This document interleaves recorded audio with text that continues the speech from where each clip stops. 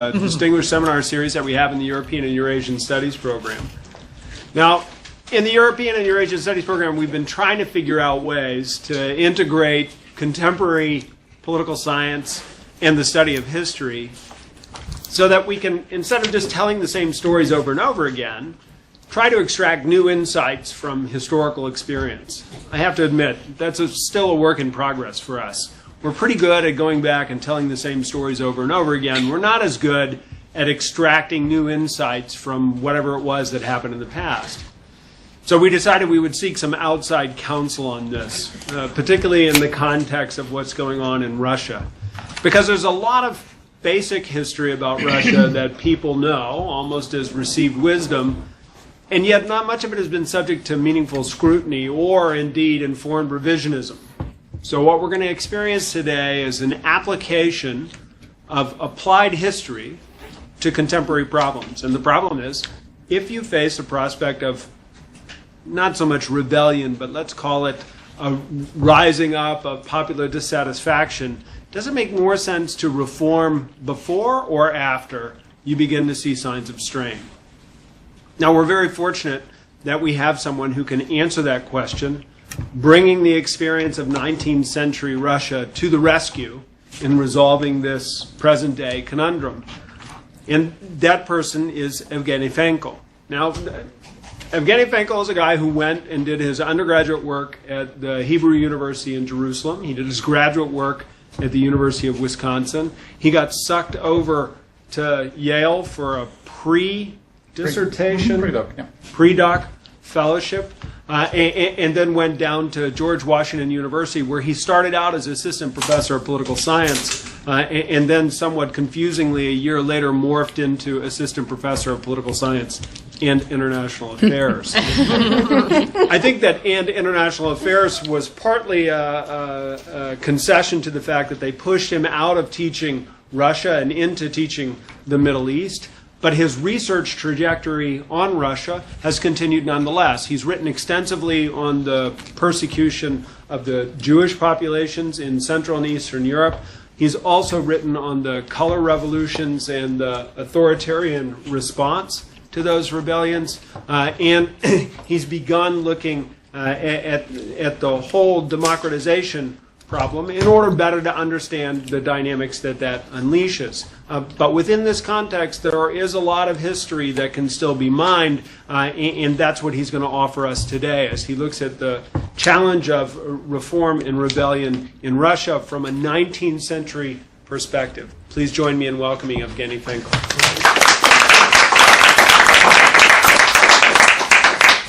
Thank you, Eric, for the very kind introduction. Thank you for coming. It's an honor being here.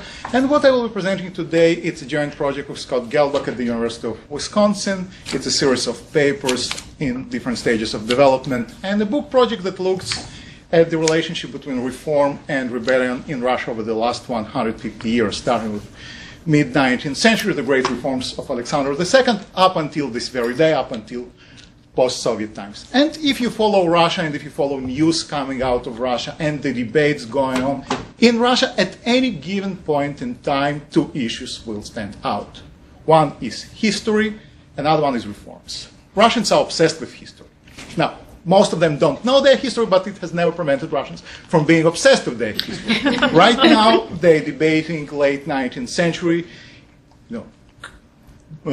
cars going up in flames, offices being bombed, a group called Christian States threatens to kill people. I will talk more about why this is the case and how late 19th century and the historical drama being produced on that plays into all that. And when it comes to reforms, the entire history of Russia, again, since mid-19th century, is just the history of reforms. At any given point in time, Russians are either undergoing a reform, experiencing a reform, recovering from a reform, licking their wounds, or anticipating a reform, usually with great trepidation. And we are now at this very moment when Russian society is debating which reform they're going to experience next. Because right now Russia is clearly at a crossroads. It's at a junction. Because the old political social contract between the government and the society that was in place when Putin came to power 17 years ago, well, according to this contract, the government lets the Russian population to enjoy the fruits of the oil-funded economic growth. And in exchange, the Russian population refrains from making political demands or taking part in politics whatsoever. Right now, this social contract is gone because there is no oil-funded economic growth to speak of. So right now, the Russian society and the Russian government are debating what will happen next and what the government will do next. And the choice is pretty clear. Either increase repression or some sort of political, social, probably even economic reforms. As we speak right now, the Russian government is moving more towards increased repression. But in the long run, this choice to repress more and more is unsustainable. So the expectation, or at least the debate or the speculation, is that after the presidential elections in March 2018, that Putin will obviously win, even though he still hasn't announced his candidacy, but we know that he will win. So after those reforms, the expectation is that after Putin wins those elections, then some reforms are quite likely, because otherwise the society might simply explode. Now, the interesting thing is that we actually have very little understanding of whether reforming, opening up the society, redistributing wealth, granting rights to people, prevents a large-scale uprising, diffuses tensions, or maybe it does exactly the opposite. Maybe it leads to more tensions and makes violence more likely. So what I will do in this presentation is to combine to Russia's obsessions, history, and reforms, and talk about the more general relations between reform and rebellion in Russia, but also in the more general terms, and try to answer the question whether reforms promote or decrease social stability. Now, let me talk a bit about reforms and stability in general. And when it comes to this question, whether reforms promote social stability, increase social stability, or decrease it, surprisingly, we know very little. And that's surprising and frankly troubling, not only because it's an important theoretical question or important empirical question, it's also a hugely important policy question. Democratization is a major reform. No. Transition to a market economy or market liberalization is an institutional reform. Land redistribution is an institutional reform. And those reforms were took historically a very central place in the US foreign policy. That's what we demanded our allies to do. That's what we tied our foreign assistance to. Well, probably not under the current administration, but historically and likely under the next administration, whatever it will be, this push for reforms will again become a central focus of US foreign policy. But we still don't know what are the effects of reforms, especially when it comes to social stability. Now, some people in the US government did understand that reforms are risky, reforms are problematic, and what happens next is absolutely uncertain. And the best quote of this complexity of reforms and the US perspective on those reforms come from a discussion that President Clinton had with Deputy Secretary of State Strobe Talbot on Russia. Here is the quote. I won't read it out loud, and if you read it, you will understand immediately why. But Clinton did understand that there are some problems with reforms, and reforms can be risky. Still, what are the expected influence of reforms on social stability? In the literature, we have two camps. And since we're talking about Russia, I will use Leo Tolstoy and call them the all happy families camp and every unhappy family camp. So let's start with the all happy families camp. And this camp argues that reforms increase social stability and reduce tension. That's how most of the modern literature on political economy and regime transition looks like. People like Derona Jimoglu, Jim Robinson, Adam Przeworski, and others. And their argument is intuitive and pretty simple. If you have a large group that is excluded, oppressed, and they can rebel, they can create real troubles for the elites, then elites would fear unrest, would either redistribute wealth or democratize or make the oppressed group better off. And as a result of that, this oppressed group will get what it wants, will not rebel, and everyone lives happily ever after. That's the all happy families camp. On the other side of the debate, there is the every unhappy family camp. And it consists mainly of much older scholarship, qualitative scholarship, which argues that reforms create change, change creates instability, so reforms increase violence rather than decreasing it. And here we have people like Samuel Huntington, Jim Scott, Ted Skocpol. And when you look at how they base their argument, what they base their argument on, what is the intellectual origin of their argument. It's one key insight from Alexis de Tocqueville and his book on revolution in France. And here is the quote: "Experience teaches us that the most hazardous, the most dangerous moment for a bad government is normally when it begins to democratize." Sorry, not to democratize, to reform. Because it creates an opening to voice grievances, it creates expectations, it creates a new dynamic. So reforms do lead to more social stability rather than decreasing it. Who is right? Well, hard to tell. Hard to tell for several reasons. First, those two camps use very different types of data. The more modern scholarship is heavily formal model or large and cross-national work. The older scholarship, it's almost exclusively qualitative, macrohistorical, small n, ethnography. And both suffer from the same limitation of correlation versus causation. It's quite possible that both the reform and the violence or the peace that follow it, both are caused by some omitted, unobserved variable. So when we want to move from correlation to causation, we need other setting. We need either to put people or societies into labs, which cannot be practically done, or distribute reforms randomly, which also cannot be done. So what do we do? Well, we cannot put societies into labs, and we cannot define populations into control and treatment groups and reforms institutions for one but not for the other.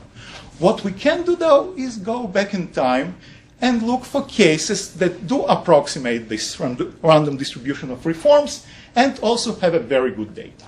And luckily for us, we have one such reform in mid-19th century Russia, probably the most important reform that the Russian society underwent over the last 150 years, and that's the emancipation of serf peasants by Alexander II in 1861.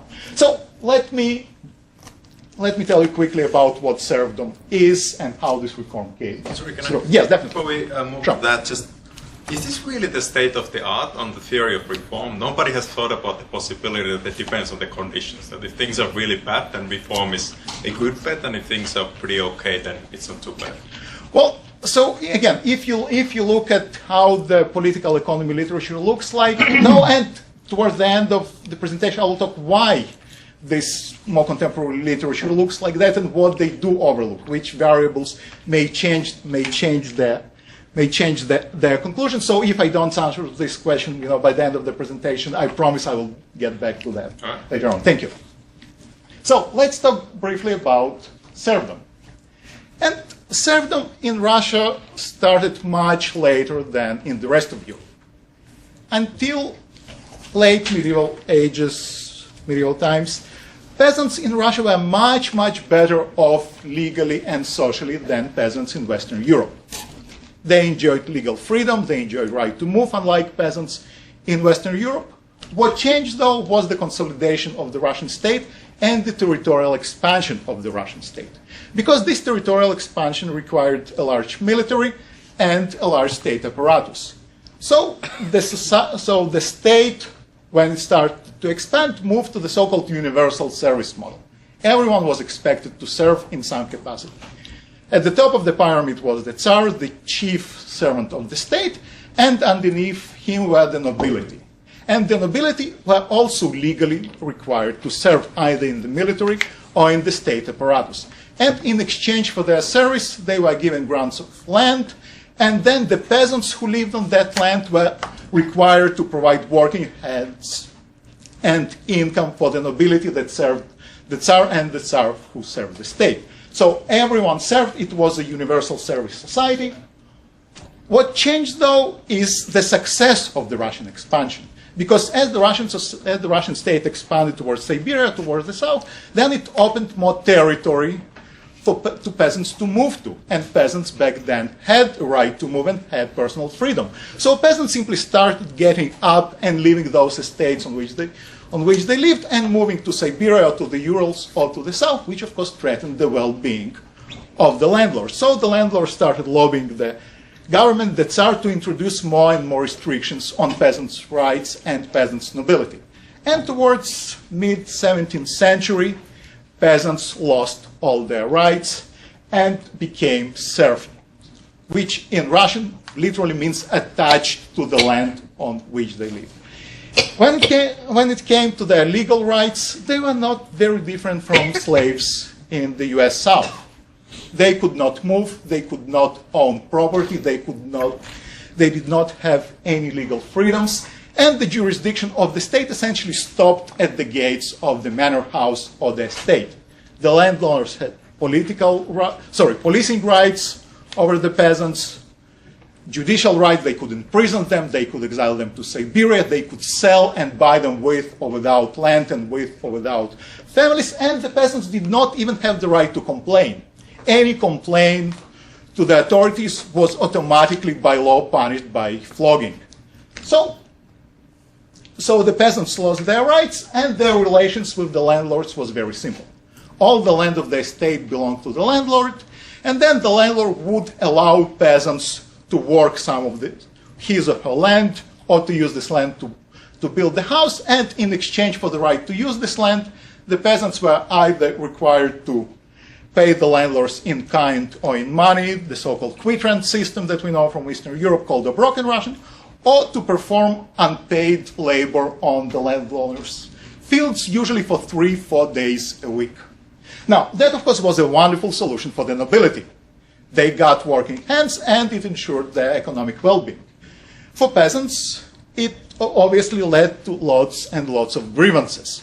Peasants were unhappy with the new solution, and the government understood immediately that it does create some security concern for the state, but for some time the system lingered until mid-18th century, in 1762, when the state removed the obligation for the nobility to perform state or military service. And that also removed the moral justification for serfdom. Now the serfs were obligated to work for the nobility, but the nobility were no longer required to serve the state and the Tsar. And since then, different Russian rulers and different Russian governments tried to grapple with this problem of what to do about peasants, and everyone understood that it's a real problem, an economic problem, a social problem, and also a security problem, but any solutions to this problem were dangerous, personally dangerous. Paul I, who tried to improve the lot of the serfs by introducing minimum land allotments that the landlords had to give the peasants, was murdered in a palace coup, and the following emperors quickly learned the lesson. So Nicholas I was quite open about serfdom being an evil, serfdom being threatening. He also called it a powder keg underneath the state, but he also recognized that any changes to serfdom are likely to be more disastrous, especially for him personally, and that was one of the reasons why he was not murdered. The change came in 1853, 1856, as a result of a war between a coalition of Western states and Russia in a place called Crimea. You might have heard about that. About this place, by the way, did I mention that Russians are obsessed with history? That's when Crimea became so important for the Russian national identity. And this war was a defeat for Russia. Not simply a defeat, a humiliating defeat.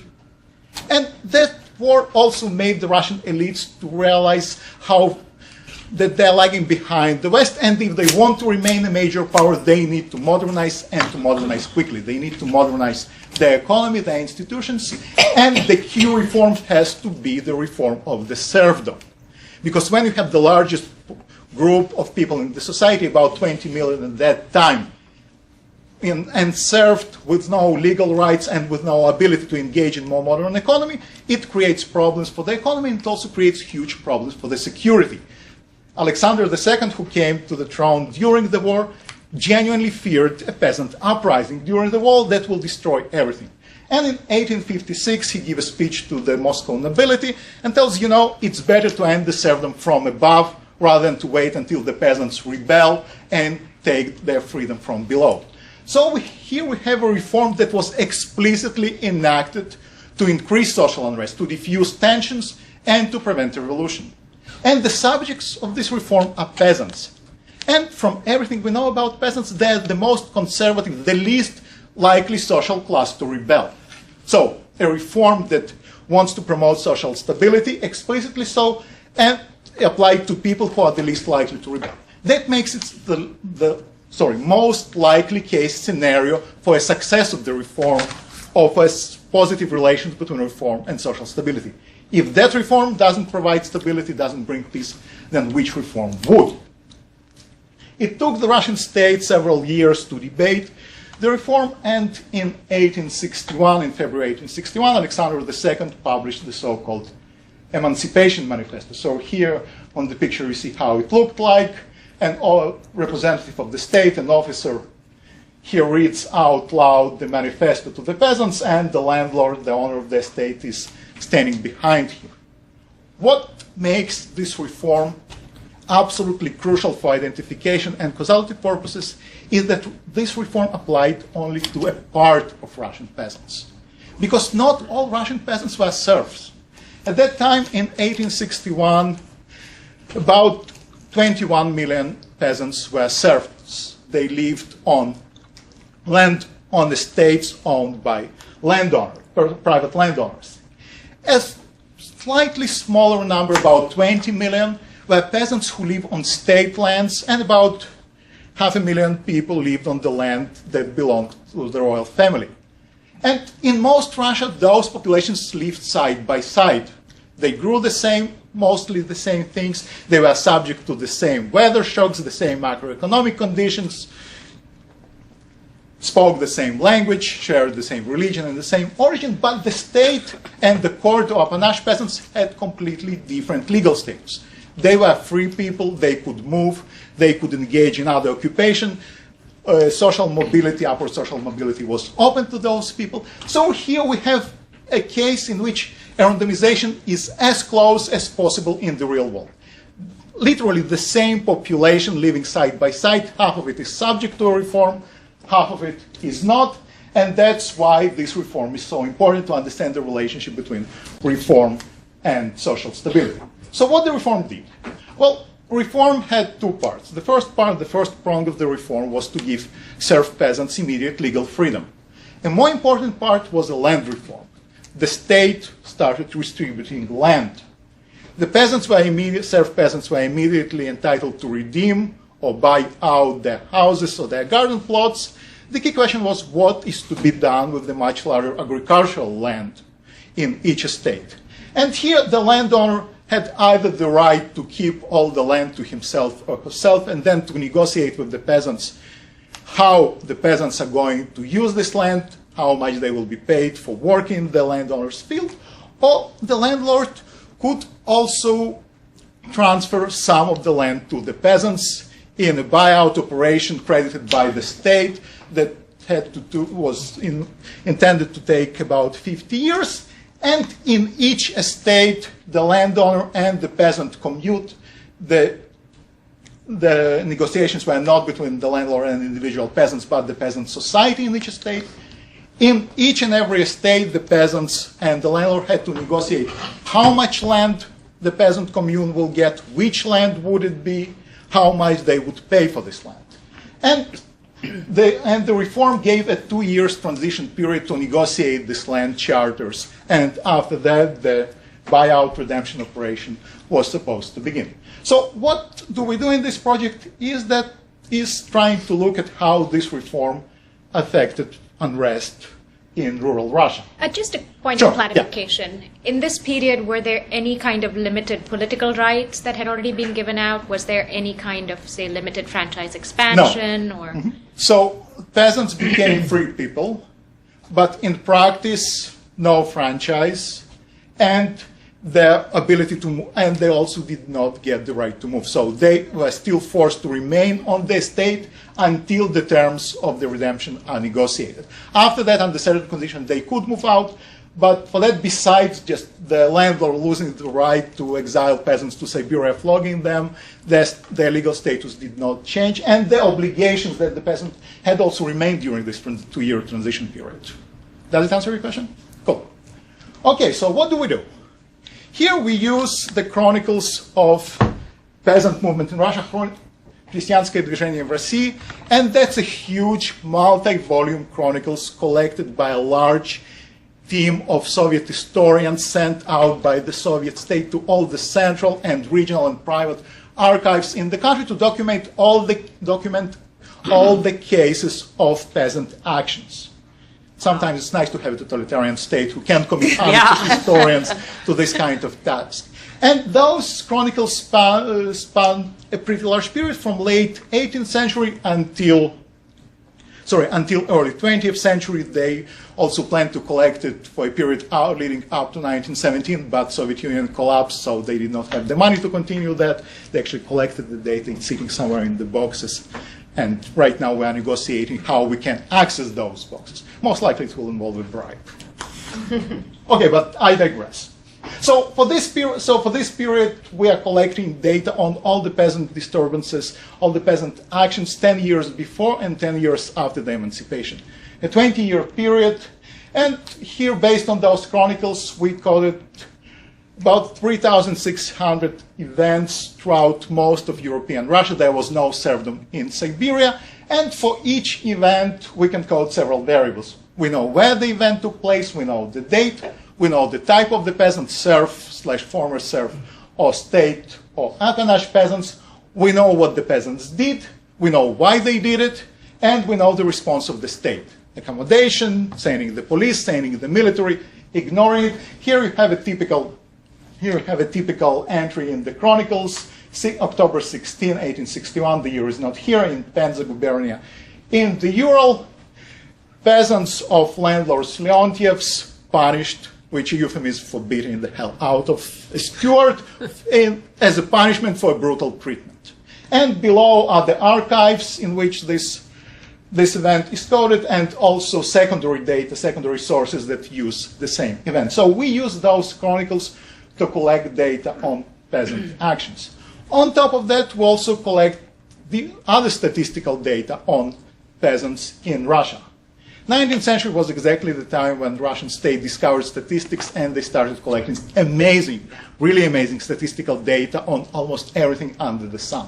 For this project, we collected peasant data on province-level peasant population, both serf and non-serf peasants in Russia, and since it was a land reform and quality of land also mattered, we also collected data on land quality from the Food and Agriculture Organization of the UN. Now, of course, and overlaid on the map of Imperial Russia, I don't know how well you see it, with internal administrative boundaries.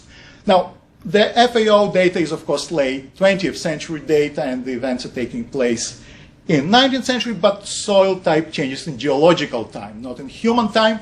And based on what we know about how Russians in 19th century perceived what good land is, and I can show you some maps during the Q&A, the correlation is pretty high. That's exactly how they perceived a good or bad land, so we also control for the quality of the land. So what do we do? Well, we create province year counts of peasant actions, and we divide peasant actions to several categories. Refusals, refusal to obey, refusal to follow orders, refusal to accept the terms of the liberation, refusal to pay for the land, theft and violence, so any illegal action taken against the landlord or the state, complaints, and actions related to local governance. They're not very important. And what we do, I will be more than happy to talk about the stats part. We have a negative binomial model in which we estimate rates of disturbances for different types of peasants. And what we do is a difference in difference design. So we compare different types of peasants to each other at any given point in time, and also within the same type of peasants over time. So 2 dimensions of comparison to see how the reform that affected only part of the Russian peasantry affected social stability. So I won't show you the regression table. What I will show you is the graphical representation of what happened. So on the left, we see the serfs or the former serfs. That's the reform, and here what you see, a huge, more than 700% spike in refusals, also spike in theft and violence, and governance and complaints, not really. And when you compare it to state and appanage peasants, those who are not subject to the reform, nothing. Just straight line here. They are not affected by the reform. They are absolutely quiet. And when it comes to the serfs and former serfs, the reform that was supposed to bring peace and land to those peasants actually makes them to rebel. And to give you an extent of what those spikes meant, we're talking about hundreds of thousands of peasants participating in those actions. Thousands are being killed. It took the Russian army more than 100 regiments to put down all those events. And here we're talking about a military that is still not based on conscription, a military that still hasn't recovered from the Crimean War, and on top of that, they're also fighting a large uprising in the Caucasus. So during those years, what most of the Russian military did was dealing with those peasants. And that, again, not counting the police and other internal security forces. What were the nature of grievances, typically? Yeah, next slide. Before that, can you just Sure. remind us what is the year that you're saying the major reform happened? So 1861, that's 1860, and here we see the spike. So there is a prior spike. Yes, there is a prior spike during the Crimean War. That's why Alexander II feared an uprising, because it's not important for our story right now, but during the war there were rumors that if you go to Crimea and join the military, you get freedom. So many peasants started moving to Crimea, and when the landlords told them, no, you cannot go there, they left nonetheless, so we called it as refusal to obey orders. So that's the Crimean War, but the main spike is here. And that's the transition period where they're still Right. deciding the laws? Again, next slide. So, based on the chronicles, we also know why the peasants rebelled. And here hello? Okay. So here we see what happens. That's exactly during the transition period. And we know why they were rebelling during the transition period. They are not happy with the reform. Reform fell far, far short from their expectations. And that's why they rebelled. Some during the pre-transition period, again, the Crimean War spike, and almost nothing after the transition period. So most of this violence, of this unrest, is concentrated during those 2 years. Now the question is why? Why a reform that was explicitly enacted to promote social peace leads to such a spike in violence? And by unpacking these relations between reform and unrest, we identify two crucial variables that both the political economy scholars who look at the relationship between reform and rebellion from a formal modeling perspective, and also many policymakers in the government, various international institutions, don't really recognize or overlook. The first is the reform design or the nature of the government. Now, when we talk about governments, and that's especially true for formal models of reform and transition, we assume a unified entity. We assume that the government is united, but that's not always the case. And when it comes to large-scale reforms, they always produce losers. And when those losers have access to power, they can lobby the government, and that's exactly what happened in the Russian case. The imperial bureaucracy in St. Petersburg envisioned a pretty radical reform during which peasants will get free land. The land will be redistributed for free, but the large landlords, especially the magnates who had direct access to court, they were the ones to lose the most from this arrangement, so they used their power, they used their status to block this provision of the reform, and the reform was a compromise. The peasants did get some land, but they had to pay for it, and to pay quite a lot. So that's one variable, one dimension. Another one is limited state capacity. Again, when we talk about reforms, and that again is also very true for how formal modelers and economists think about reforms, well, we assume that if reform is enacted, it will be actually carried out, that the government will see it through. Well, in practice, that's not always the case, and strong states tend to reform in a much slower rate than weak states. But this state capacity is rarely taken into account. And in this case, the Russian government has very limited state capacity. The national level imperial bureaucracy was pretty small. They did not even have national land cadastres, so they had no idea who owns which land and where this land is. But this reform had to be implemented locally.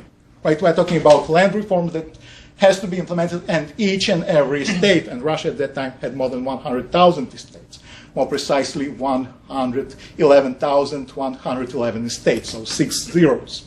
I don't know why, but that was the case. So someone needs to implement this reform, and the only people who are capable of doing that are the local nobility. So the implementation of the reform is delegated to the local gentry, exactly those who have the most to lose from the reform. And they use this opportunity to fiddle with the land, to cut off land, to relocate the good land of the state to themselves and give peasants bad land. And quite a few peasants throughout Russia end up being economically worse off as a result of the reform as they were before. Now, of course, the government anticipated something like that might happen, and they appointed some state agents called arbitrators of peace to monitor the drafting of those land charters. But those agents also came from the local nobility and had a joint cause with those who fiddled with the reform. When they did try to do their job right, they became very miserable. So here we have a wonderful correspondence between one of those states' arbitrators of peace. His name was Leo Tolstoy, and his wife. And Tolstoy complains how the local gentry tried to beat him up, tried to bring him to court.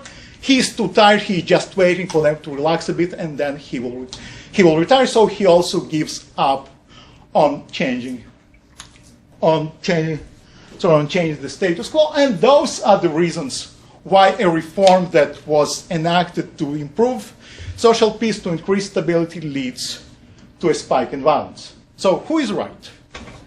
Based on what we see, the older scholarship that argues that reforms are dangerous and likely to increase instability, they tend to be more correct, but with a twist. Reforms are indeed likely to produce social instability, but under two conditions: when the elites or the governments are divided, and when the state capacity is low. Now, that doesn't mean that the state should not reform under such conditions. There might be other reasons to reform, like normative reasons. Think about democratization or state security reasons. What it does mean, though, that the government that reforms under those conditions and the international allies and the institutions should know what they might be up against. And if the reform is enacted explicitly to promote social stability and you have a weak government and a divided elite, then it's indeed better not to reform at all. Another implication of this finding is that reforms that are implemented centrally and are not requiring local implementation, think about, freedom of speech or introducing constitutional courts or even extending suffrage. Those reforms are less likely to produce unrest than reforms that require local implementation under the conditions of a weak state.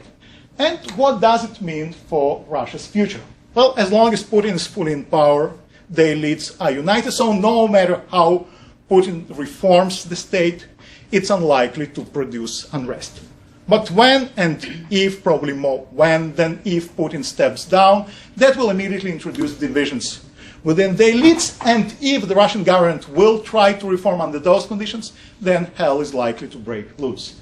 And another trend that we are seeing in Russia is shifting resources from state administrative capacity to repressive capacity of the state, beefing up the budgets of the military and the internal security, if at the expense of the other parts of the state administration. If that trend continues, and if there are reforms, then this weakened state capacity will also mean that the state, if it does reform, will be less able to see this reform through and carry it out, and that's also likely to produce social unrest. Now, 2 words about where we are going from here. I know I'm pretty much out of time. So this is a series of papers and a book project. What we do with that? We take the emancipation reform as our starting point and start looking at its legacies. One legacy is the impact of this peasant violence on the representation that peasants had in local governance institutions after the reform. It's forthcoming in the APSR. And from there, we move forward in time, starting with the revolution of 1917, and trying to see whether the legacy of serfdom and the legacy of those uprisings has an effect on peasant violence during 1917. It does, and heavily so. It's forthcoming in the Slavic Review. And we're also working on, or having in mind, two other projects. One that will look at the legacies of serfdom and this violence on collectivization and the famine in Ukraine in the 1930s. And then we want to move to contemporary Russia and see whether we find very long-term legacies that persist for more than 100 years, and whether what happened back then can tell us something about contemporary Russia. So that's where we are at. Thank you once again, and I'm looking forward to your questions.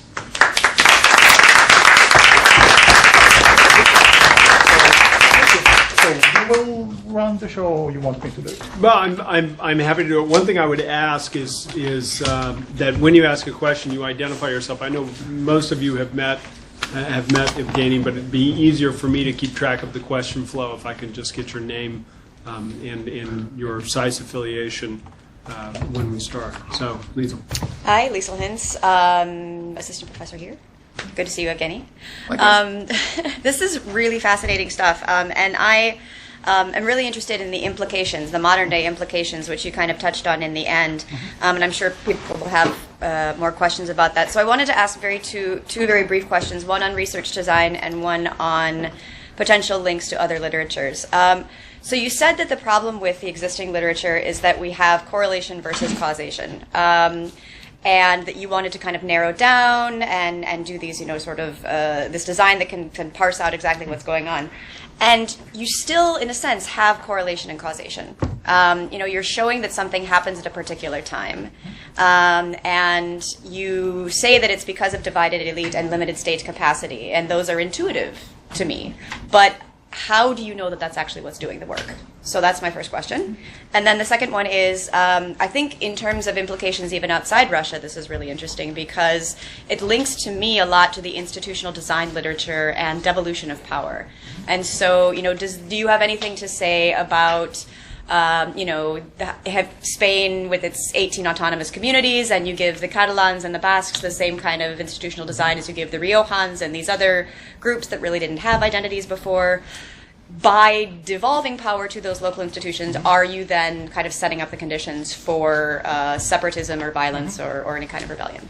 Right. So should we collect some or one by one? What do you prefer? Well, I've only got one other hand up at the moment. So I will go one by one. So when it comes, I will take it in reverse order and talk more about contemporary implications. Actually, based on we find our argument is that, again, reforms that are implemented centrally are less likely to produce instability. So giving rights to autonomous regions actually would be less likely to produce instability and to produce unrest because they do not require local implementation, and then local agents cannot hijack those reforms. So just giving political rights to regions, then, most political science predictions are wrong, but I will still make a prediction. I would say that would actually lead, well, not necessarily would lead to more stability, but that will not harm stability.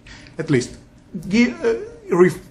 starting reforms that do require local implementation, like a land reform, if that happens, then that will be more likely to produce instability. So you can, put it on paper, and we can talk in a couple of years to see how it happens. But if that model is correct, then that's what we should see.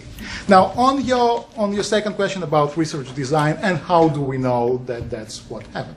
Well, a lot of historical work, a lot of contemporary accounts, what happened, like Tolstoy was a wonderful source to talk about how local gentry used the reforms. Local gentry, especially when the time went by, were pretty proud about how they gamed the system. And when it comes to divided elites, we have the records from their internal deliberation. We know what was their starting point. We know when they talked about the reform. We know what was their end point, and we know why they ended up. We have the minutes of their meetings, and we also know how peasants perceived the outcome. And the reaction was, and that will probably also answer your question about what happened, the peasants said, that cannot be right. We refuse to believe that that's the correct reform. We will not submit to it. So we have it on both sides. So just by econometric analysis, it cannot tell us what happened, but a lot of qualitative historical work can, or at least highlight the main mechanisms that we believe are correct. Thank you. Johannes. So Johannes Urfalan from the Energy Resources and Environment Program. So are you now going to answer my question? Sorry? My question. You haven't answered. So right. So your question about whether this literature is so naive. That's right.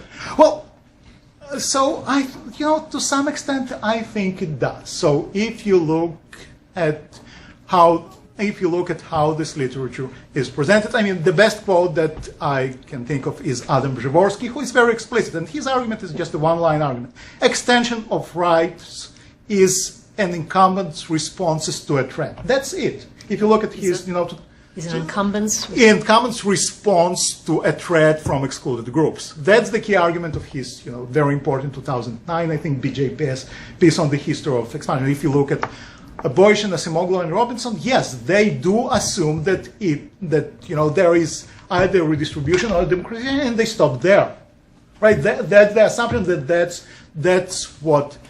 that's what happens. If you look at other people that they put on the slide, like Ben Alson and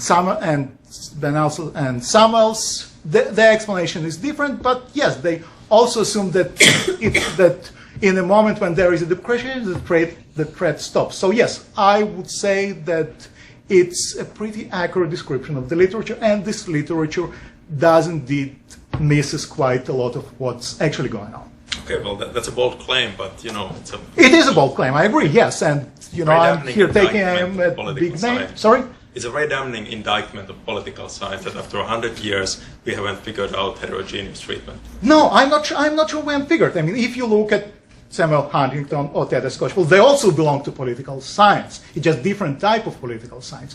What I would say that we actually need to look more deeply into the actual processes of the reform and the formal modeling that we have in Acemoglu and Robinson and Boyce, and others don't do that. Now, I would be very unmodest, but our forthcoming APSR with Scott Gelbach and two other economists, Paul Dorr and Steve Nutzlinger, does that. So we extend the Acemoglu and Robinson model to what happens next and who is more likely to benefit from that. But I think that's the starting point. I'm not saying they're wrong. I'm saying that they miss a lot, and what they miss is specific conditions under which their argument does not work, and that's divided elites and weak capacity, and those can be incorporated into those models. Bobby.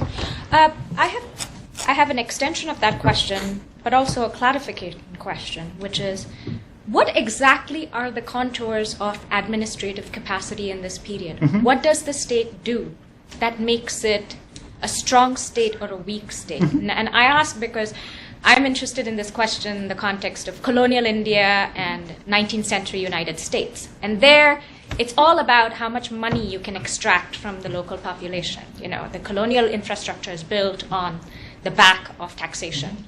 And so you can make a claim that it's weak or strong depending on revenue generation. So what is capacity to you in this period?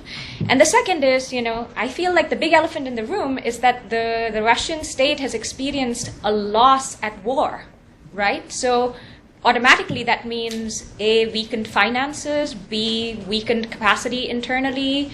And doesn't that actually put the argument in the favor of scholars who say that there might be calculations that the state is making about granting rights because it's finding itself weakened and it doesn't want to further weaken itself by facing violence, so it'll grant rights in anticipation, rather than those who say violence happens after reform? Okay, so great question, thank you. So when it comes to state capacity, so I think, and that will be probably more inductive than deductive by looking at the case of Russia, repressive capacity does not make a strong state when it comes to reforms. Extraction capacity does. So I think the key difference here between the British Empire in India and other cases of emancipation that we see, that's Germany or Prussia, so Prussia, not Germany, or the Austro-Hungarian Empire, they do have bureaucratic capacity not only to repress, but also monitor and extract, to tax people. And to tax people, you need to know who the people are and where do they live. And that's exactly where the land cadastre comes in. And the Russian state doesn't have it. That's, linking to, Liesl, your topic, Tanzimat reforms. That's exactly the attempt to create extraction capacity for the state. to being able to grant land titles and then tax people. So the key difference for me would be the difference between repressive capacity, because every state has a repressive capacity. Without that, it wouldn't survive, and bureaucratic and extractive capacity to taxate and monitor population, or using Jim Scott's language, to make people legible. So your second question about whether lawsuit works against my argument, I actually don't think so, because of the argument about the reform and because of the timing of the reform. We don't see the reform immediately after. It takes 5 years, and those 5 years are pretty quiet. Like going back to going back to our slide. So here you see violence goes down, refusals go down. Here, theft and violence go down after the Crimean War. So in terms of security, the state is pretty safe. Peasants do not rebel during this period, but the state is still committed to the reform. So this argument cannot explain the timing, I would say, and that would be my response to that. So does it answer your question? Okay, so if you want, we can talk about that later. David. All right. Actually, can you go back there? I wasn't going Sure. to ask, but since you're there, I'll start with this.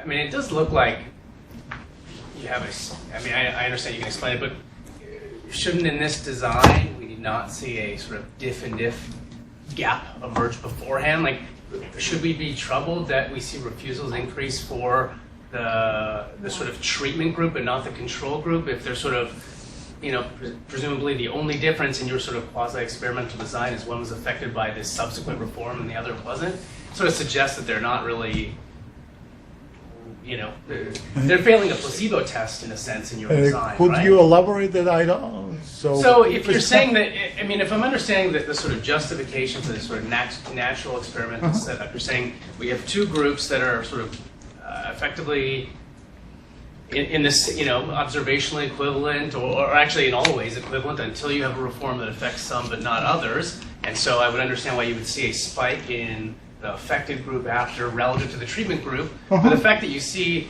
a gap emerge before the reform suggests that there's something different in the propensity of one group to... Here you mean?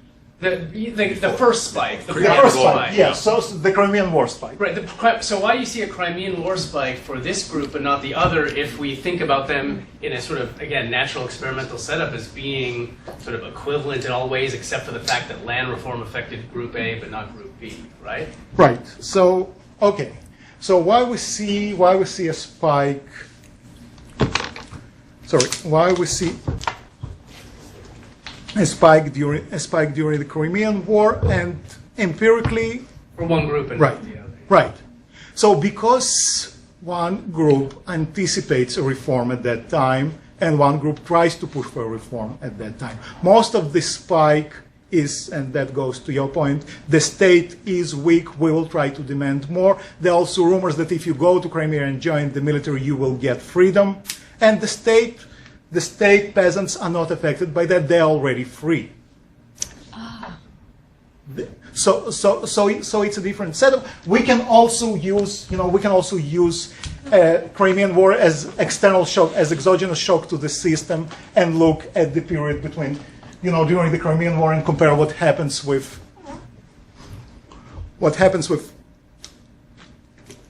state and serfs peasants, and that would go, and that's not a reform.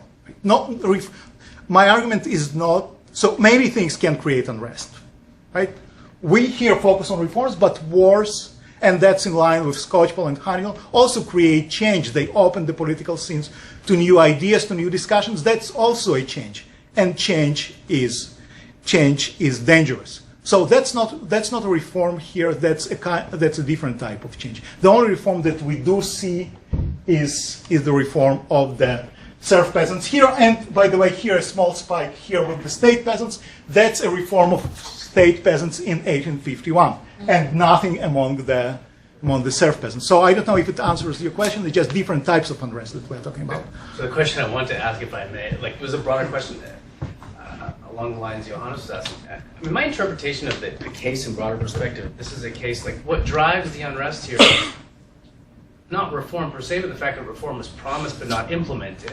And if that's what's driving it, then do we really have any lessons for the literature on actual reforms and whether reforms cause unrest? I mean, it seems like, how do we generalize from if you think what the driver is the promise of reform, but it's not implemented, I can understand why that would annoy people, but it's not clear why that should apply, why it has any lessons for cases where, say, you promise democratization and you actually deliver on it, why that should lead to reform. So it seems to be very, I'm not sure you have, can you clarify why you have any lessons for the literature that you're claiming to debunk? So that, again, another paper that we're dealing with, and in that paper, Scott and I try to formally model this Tocqueville's prediction that the most hazardous moment for a government when they started to reform, and we have a formal model that looks at both content of the reform and the implementation, and look at what happens in Russia, and what we see is that the dissatisfaction with the content of the reform increases grievances, but does not increase unrest. The grievances that related to the implementation of the reform, they're the ones who increase unrest.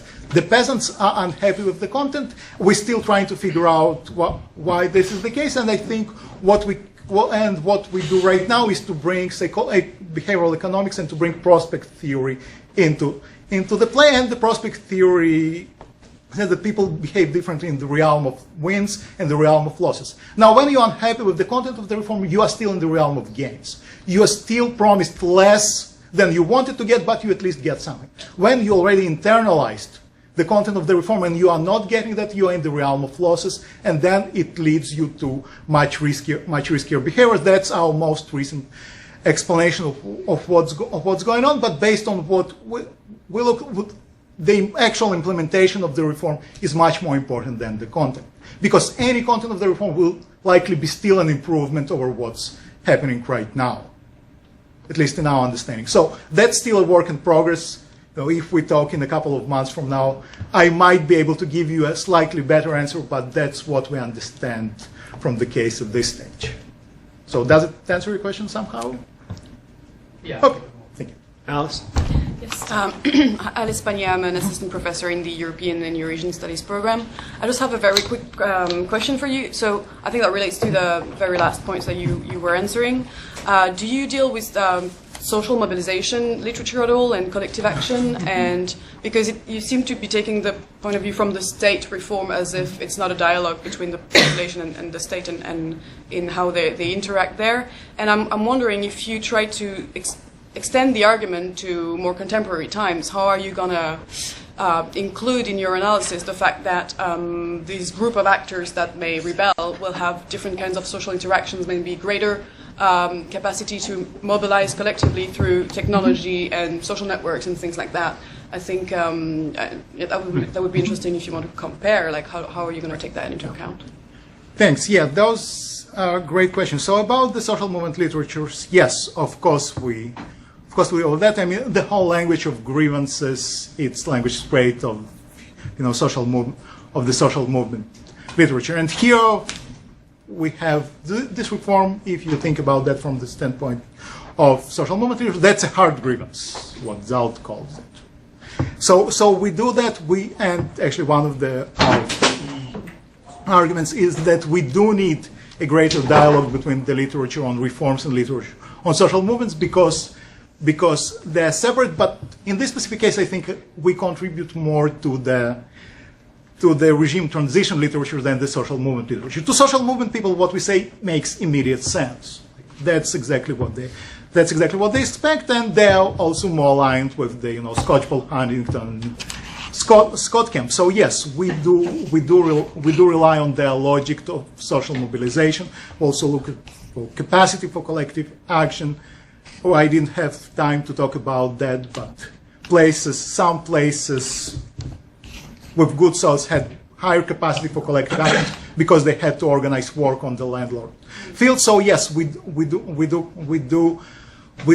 look at that in terms of. But it's mainly us taking from this literature, learning from this literature, rather than contributing something else. So here we want to contribute more to the regime transition and literature.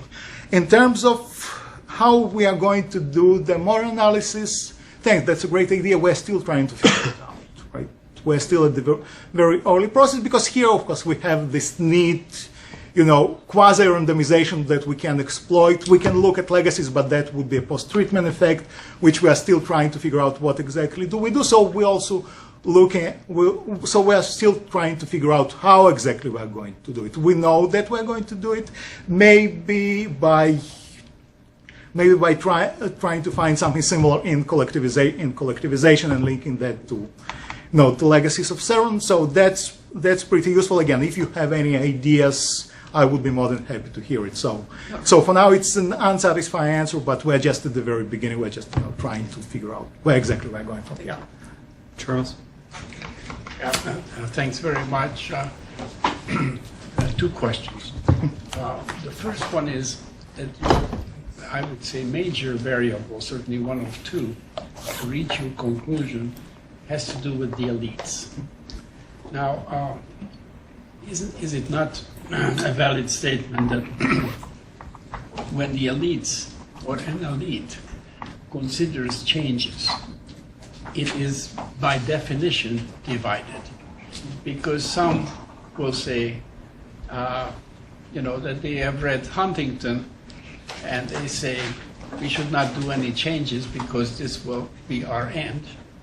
And others will say, on the other hand, we have to keep trying because what we now have is unacceptable. So this is my first question. The other is a bit more hypothetical. I know you have not dealt with this yet, but I'd be interested in your speculation. In Russian history, certainly in the 20th century, the most remarkable, certainly the most recent basic change came with Gorbachev. And my question to you is, would you speculate? I realize you have not done the work on this yet. You will. But speculate a little bit, because it's so interesting to think about the what-if type question. What if Gorbachev did not try? Would the Soviet Union have collapsed too? Okay, so thank you. So the question on elites. I'm actually not sure that empirically elites are always divided. So here you can think of, say again, speaking of Russian history, a very cohesive communist elites that starts reform. Think about NEP reforms or collectivization reforms. They're not divided. They're united. Or think about reforms that do not create losers among the elites. Now, collectivization, where would you put Bukharin, for example? Well, I would put him. I would put him at that stage, not at the center of those who are making the difference, those who are calling the shots. So here, and going back to the presentation, probably a better term would be the government rather than the elites. And the government at this case was divided. Or you think about the opening of the social sphere that took place under Stalin during World War II. The elites are also pretty united. So we do have cases when elites are united, and we have cases in which elites don't fear from the reforms. Think about more symbolic reforms, like creating a constitutional court. They might pay dearly later on, but they might misperceive what the reform is. And actually quite a few of administrative reforms in the communist era that I look at the reforms, so in Poland in the 1980s, the elites reformed, and they agreed to reform because they had no idea what they're agreeing to. Right? They paid dearly for those mistakes, but they were united. They just were not smart enough to realize what is going to come. So empirically, not in all cases elites are divided. In terms of what could have happened, well, again, speculating, so that's my biggest fear, because I still would have been a Soviet citizen had that happened. Right? Had the Soviet Union remained in place, and that's a scary thought. So I would say that the demise of the Soviet Union was not inevitable.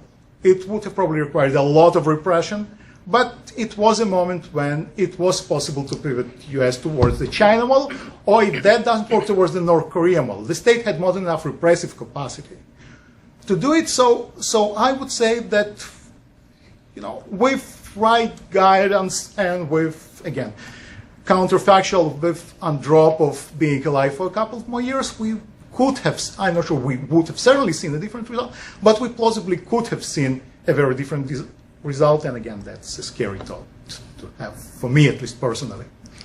Marcia. Thank you. We met Marcia McGraw-Olive, an adjunct here. I want to go back to reform design and implementation. And I'm certainly 100% agreeing with you that when you have local implementation that can go a different direction than the central government wants, and clearly what the research I've done was Putin was very in favor of land privatization, and it has just not been implemented at the local level. It's been subverted at local level. So even somebody as powerful, you would think, as Putin would not be able to get those privatization laws through at the local level. But the reform implementation issue was clear as well in the 1860s case, unlike in the Tanzimat, where they were in the land reforms were oriented for taxation purposes. Here, I think it was a broader social reform.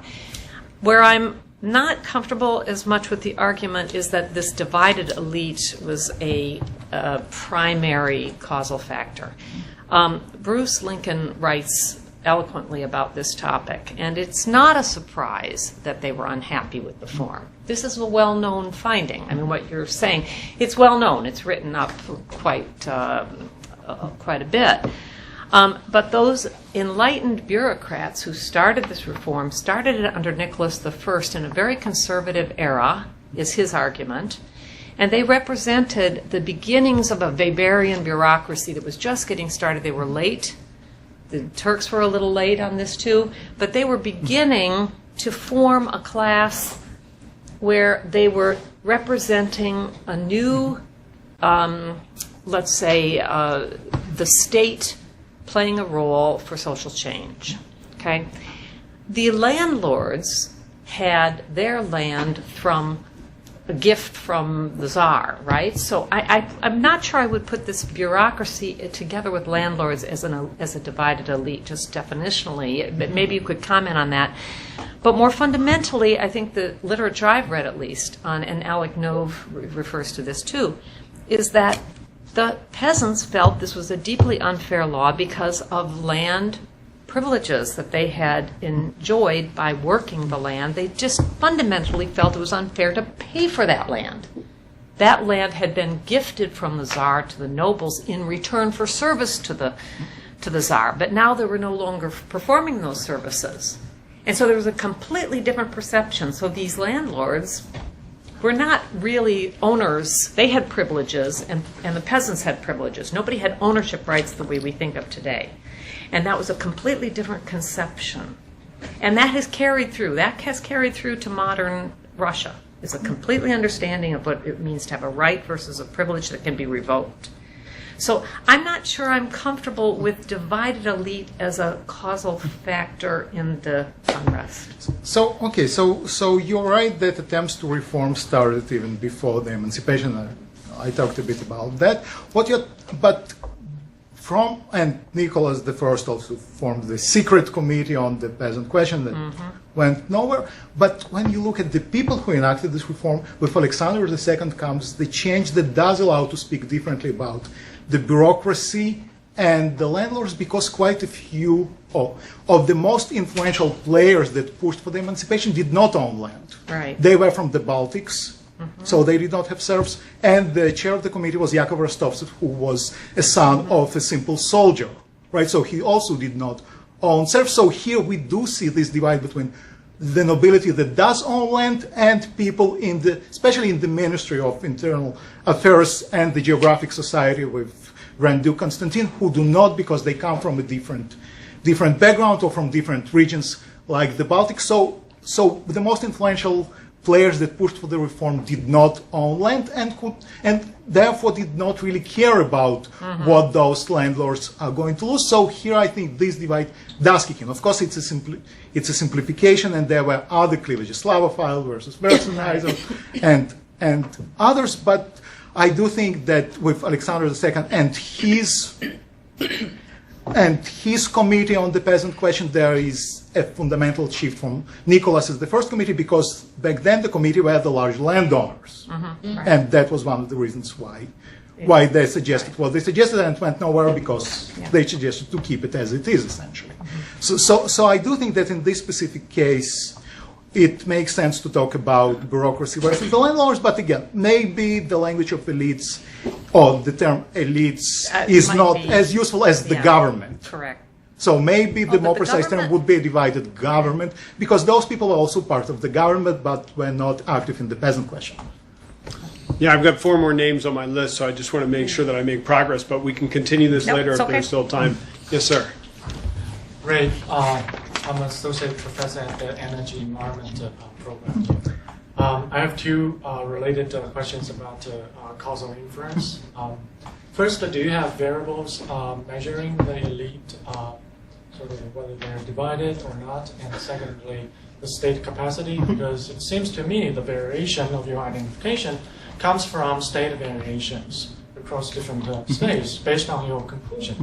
And secondly, have you thought about modeling how different states adopt the reform rejected, or actually how motivated they are to carry a central government decision? Because to me, a strong united state government may or may not actually want the same thing as a central government. It could be the same direction or different direction, and in fact, even they agree. These variables may affect how forcefully they push for the reform, and that's related to your variable measuring stability. Right. So do we have the back slide that I sent you? Do we have them on this computer? So I have some graphs to show you that might answer some of your questions about. So we don't have a state level data, unfortunately. We try to do that. We have, and thank you. So we have. Well, okay. So let me see. Okay. So not that one. So that's essentially how they stay divided. And here you see, so forget about Western Polish regions, that's a different story. But here you see the change in peasant land allotments as a result of the reform. Where the land is good, where the land is bad, the landlords push peasants more land because it's a chance for them to get rid of bad land and make peasants pay.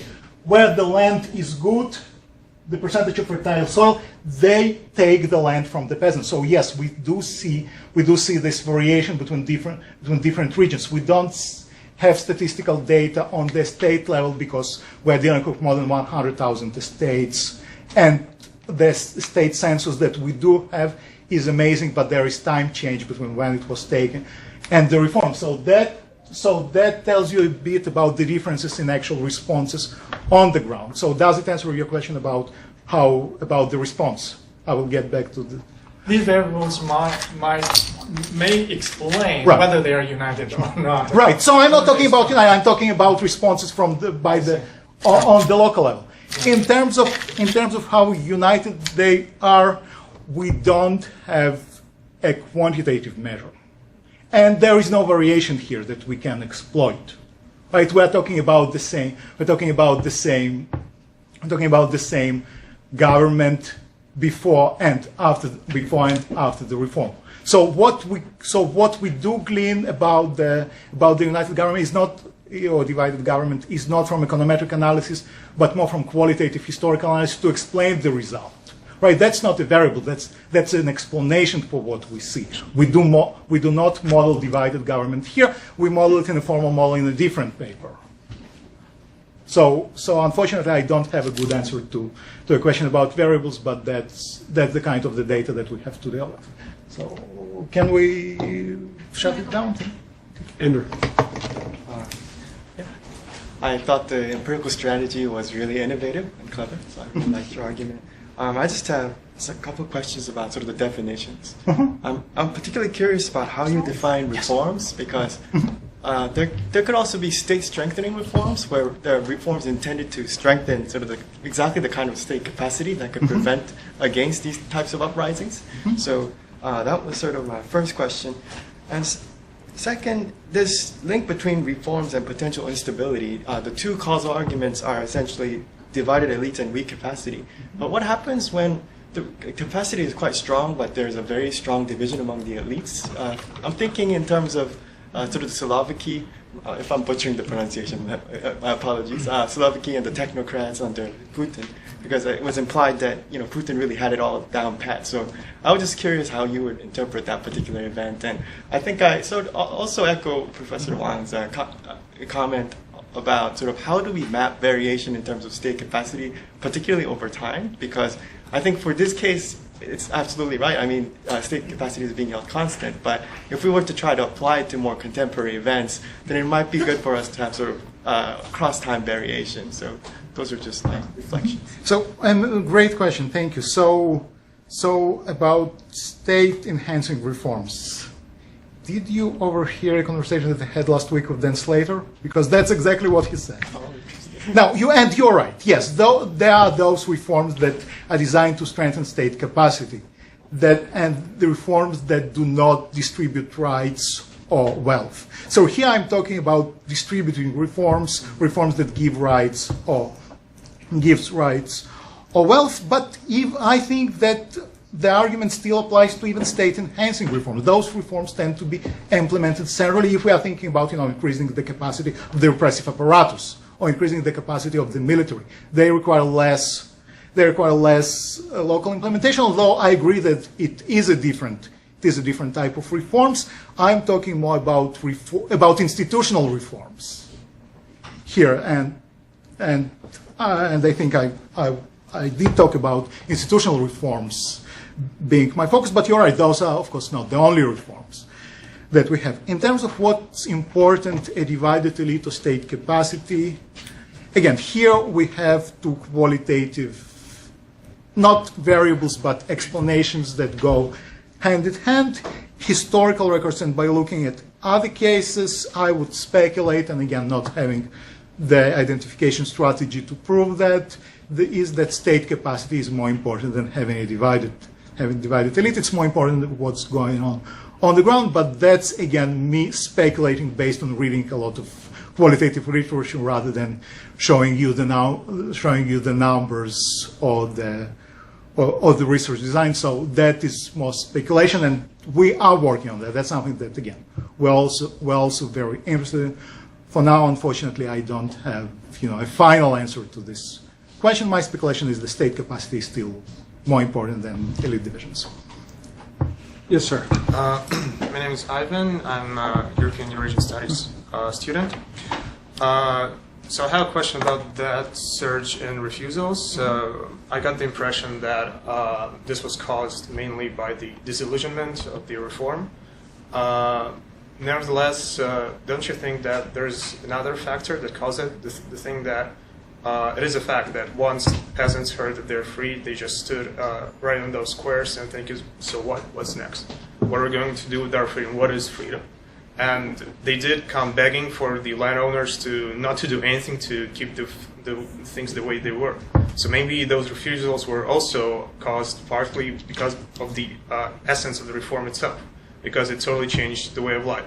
And I have a second quick question about the serfdom in the Baltics. It was abolished before in 1890 at 16 to 19. Yeah, so it was a 3-year period, but it comes before your research, but do you think it somehow affected all the upcoming events? Right, so taking it in the reverse order, yes, you're right. There was a landless emancipation in the Baltics in 1819, and it did show the government, or it did show more, both sides of the debate what to do or what to fear. And in the Baltic gubernias, there was only legal emancipation of serfs without giving them any land what it did is to create a huge wave of peasant unrest, and that showed the landowners, the magnates, that yes, there is this option of the table. We can just give them freedom and then, let them survive the way they want. Let them become hired laborers on our estates, and we will keep all the land. To the quote unquote liberal bureaucrats, quite a few of them come from the Baltics. It showed that it's a danger, and if they do it, hell will break loose. So they insisted on giving at least some land to the peasants, and the result that the peasants in Russia will get land but will pay for it was a compromise of exactly the experience of the Baltic emancipation. So you're absolutely right. It was important, and I do not talk about that here in the presentation for the sake of time. In terms of refusals, so the peasants actually did not care that much about legal freedom. They cared a lot about land. That was their dissatisfaction. Dissatisfaction is about in some of the entries we know exactly why they're unhappy, and that's because they demand land or they refuse to sign land charters. In some cases, it's hard to understand. It's just refusal to obey orders, so we'll lump them together. But in terms of what caused peasants to rebel, it was definitely the content of the reform and definitely the land issue rather than anything else, and that you're absolutely right. Jeremy. Jeremy, I'm a student here in the EES program. My question is really about going back to the beginning of all of this. The catalyst for these reforms or rebellions, in that if I think Professor Jones started off with the history and looking at it and all the major reforms and rebellions that I can think of in history that have caused these massive societal shifts, there was always some form of catalyst, whether it was war, disease, famine, whatever, and that sort of pushing these weak states. And then whether the state responded by unifying and making the reform, or the state, the elite, fractured. And I was wondering if you're going to try to apply this outside of just this specific Russian context, this larger theoretical framework, how do you account for that external threat to a state and to a society? Right. So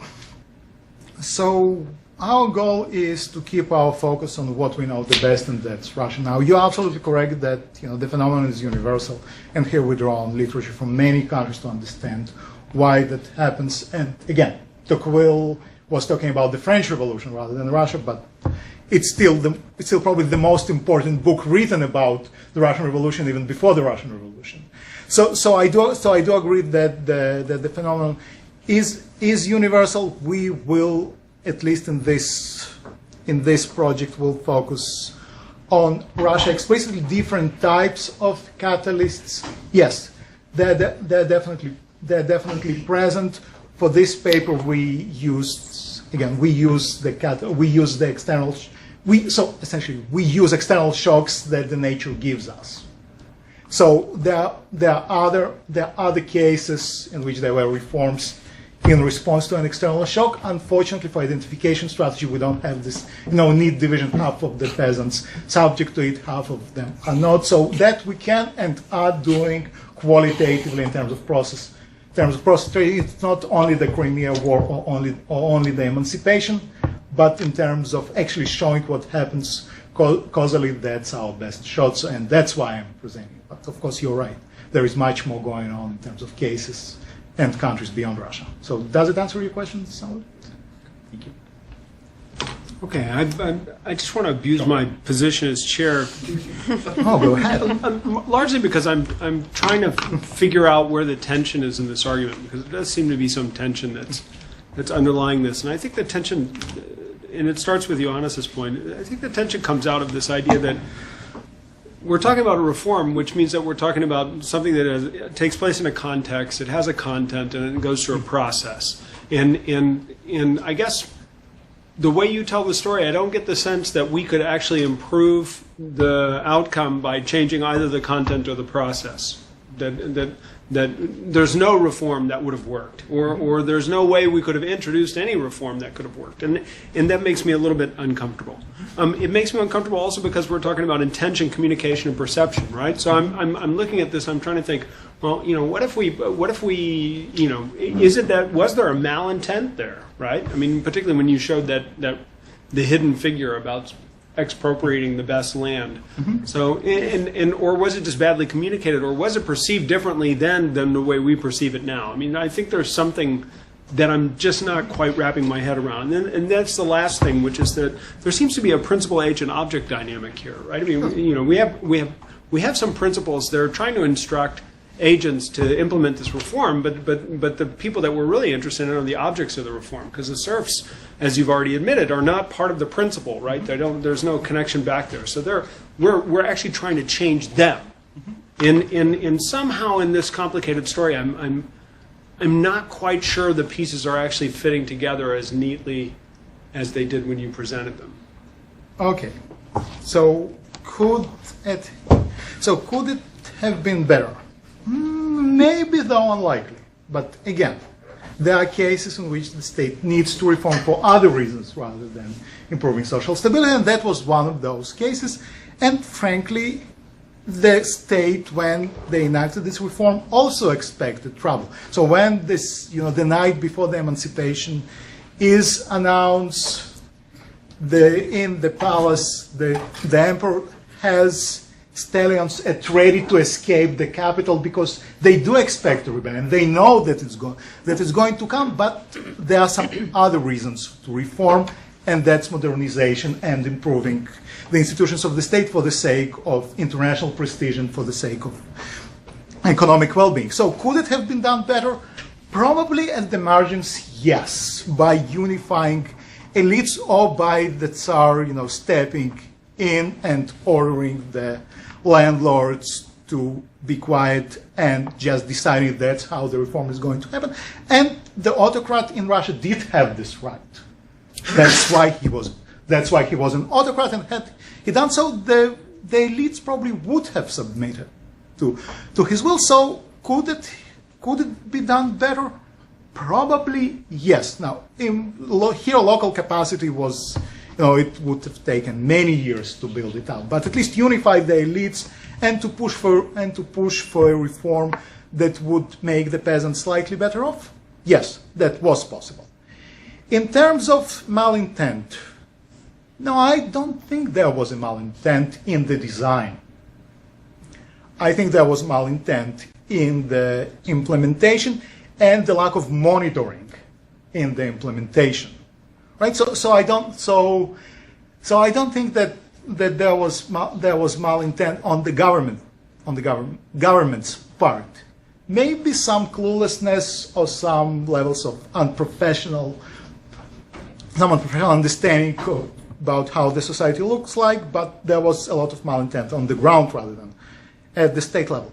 In terms of principal agent, well, you're right. The peasants are out of this model altogether. The principal is the government, the agent are the nobility. The peasants have no rights. They are not part of the government. Right? If they had some rights, or if they were considered as worthy of having a say, of having a seat at the table, yes, that would have changed the dynamics. Here, you're absolutely right. They're objects of the reform rather than subject, and that's by design. And from our understanding, more contemporary understanding of how societies look like, yes, it is weird. But here they're out of the picture. Nobody really cares about their rights and what they want. The goal is just to have it done, to carry it through, and hope for the better and escape if needed. Well, I have to say, Evgeny, this has been incredibly thought-provoking. I haven't seen so many questions line up so quickly. And that's true. I'm not sure it tells much about the quality. I would beg to differ. And anyway, I hope you all join me in acknowledging what was a terrific presentation.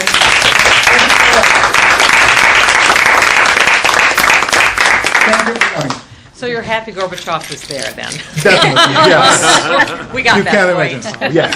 We all are. We'll see you later. Thank you. Although I cried during Brezhnev's funeral. You were how old though?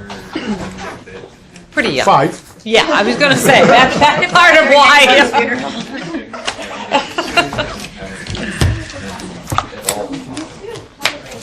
So, Gwadi, are you going to take Evgeny at this point? I was going to ask you, you might need a break, but if you want to just chat for a few minutes. I had on my calendar from 2 to 2:30 rather than 2:30 to 3, and I'm in another building. Okay, so yes, definitely. If you would like to, I don't know if you want to take a little No, I'm break. fine. What if we give you this room and you guys can have some Yeah, lunch? exactly. Yeah? Yeah. You haven't had lunch yet? No. Let's Yeah. do that then. You have to run. Definitely. So Very thank good you. job. Excellent. Thanks. We'll talk soon. So what? Thank you for your email. I'll respond to those today. Yeah, we Gwadi, don't have to take you're the sitting here. Javi. Javi, yeah. Okay. Oh, did she leave something? I can run it to her. Evgeny, I'll see you. Thank you. Thank you. Definitely. We'll see you at dinner. So Definitely. I'll see you at the Tabardin. Yeah, I will. Yeah, I will come there. I know the way. Excellent. Well done. Well, You are a local. Yes. Depend on Evgeny, ask for us at the reception and they'll bring you. We'll be sitting in the bar somewhere. Okay. Thank you. And then if he wants to stay here, you're on which floor? He knows where your office is. Yes. Okay. Yeah, he does. But we're on the 5th floor. But are you going to meet with him here? Yeah. Yeah, let's So we'll talk just here. do that Yeah. now.